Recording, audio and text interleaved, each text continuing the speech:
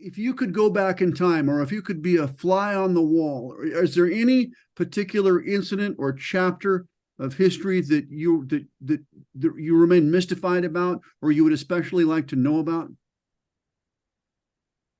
Um, because of decades of work with tribes, I would really like to have been the fly on the wall at some of the treaty councils that were held here in the Pacific Northwest.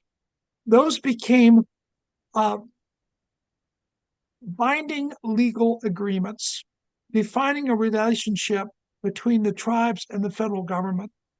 But there is very little information about the context in which they were negotiated. In fact, I think the treaties were dictated, not negotiated.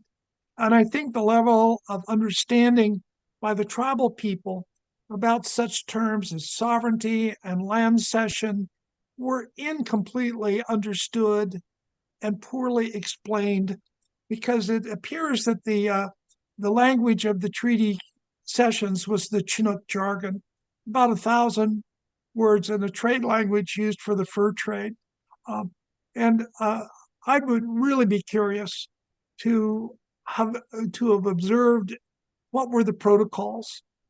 I think there was a sort of a barbecue atmosphere where they would bring in some beef cattle, they would kill and the cattle and serve the meat and feed the Indians and persuade them that they would give them clothing and pins and needles and shoes and axes if they would give up their land and move to a small reservation.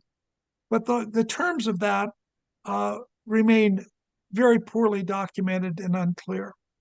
That's something that's always uh, sparked my curiosity as to what really occurred.